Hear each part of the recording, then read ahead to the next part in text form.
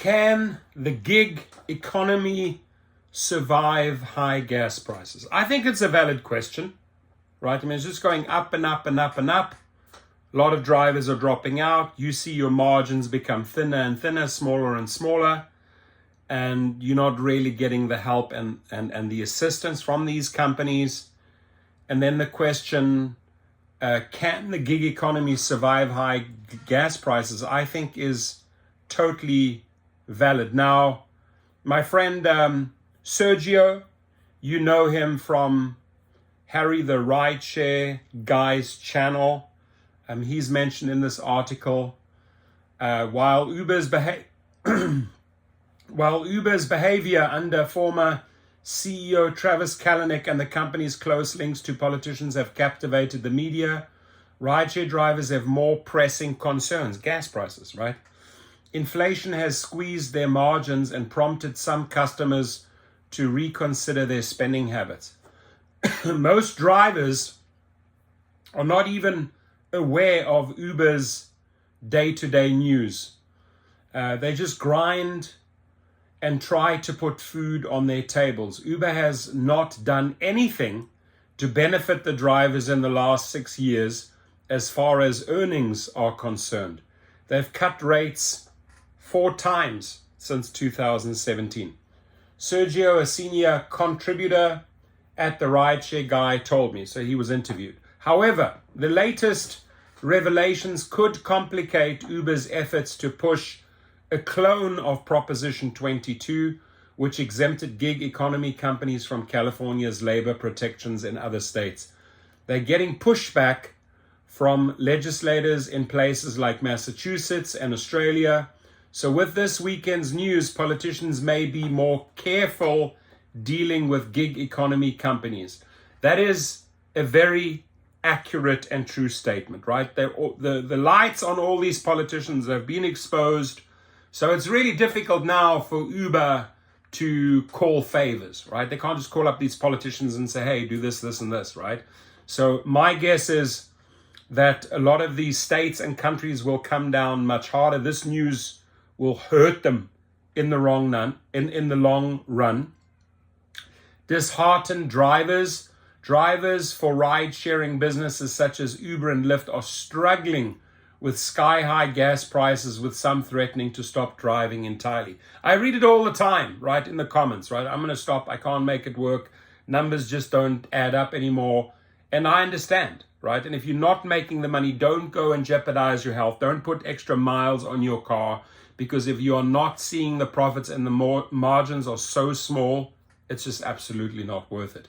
Surging gas costs are simply an inconvenience when you drive for a living. They're a margin killer that eats your take-home earnings and endangers your survival. So true. You are forced to pay record high fuel prices without receiving additional compensation. The drivers pay the vehicle maintenance costs, and the rise in gas prices has reduced their profits.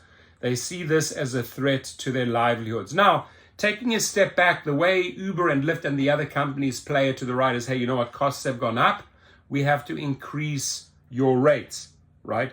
So I'm telling you, the high gas prices, in a way, it's sort of like a double-edged sword. You know, obviously it costs them a lot of drivers, and they're not winning fans. But at the same time, this is a great opportunity for Uber and Lyft to say, hey, dear rider, we have to charge you more. Unfortunately, that charging more, that additional margin on top, which they're tagging on top of the current fees, right, doesn't trickle down to you. So they're using as an excuse, oh, gas prices are going up, we have to increase your rates. The rider says, well, yeah, that is true. But the rider doesn't know that those additional costs don't get passed on to the driver. So yes, Uber is making better margins right now, but they are not addressing the problem, right? They're not addressing the problem. And by not addressing the problem of these high gas prices, a lot of drivers are dropping out. So it's sort of like a double-edged sword there. Different platforms, similar solutions.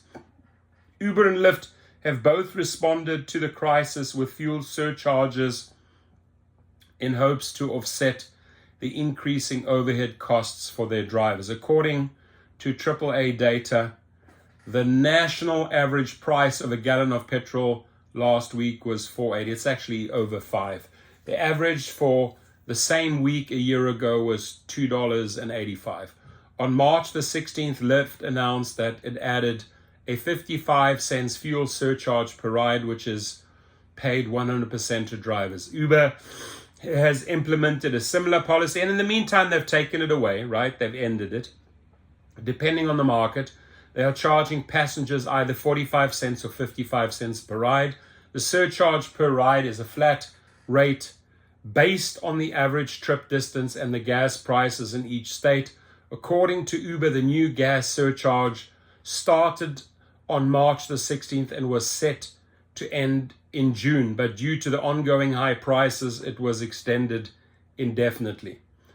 Surcharges are viewed as an insult by drivers. I've made many videos. I have called this an insult because it is an insult.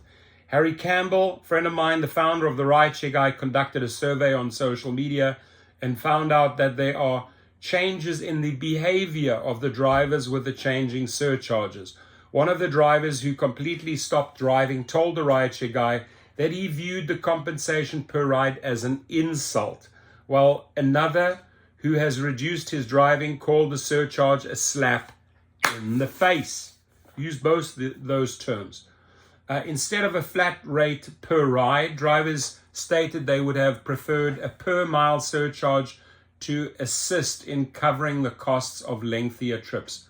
With increased gas expenses and a lack of tips, we shouldn't be compensated more because the riders do not know all the extra fees that come out of our bottom line, one driver said. I won't be driving until there's better assistance or lower prices are available. It's not even an income, it's a loss right now, said another. So what's the solution? What is the solution? And by the way, when I say, so what is the solution? That is when you also get to comment at the bottom. You may have a very interesting take on this. You may have a very interesting angle.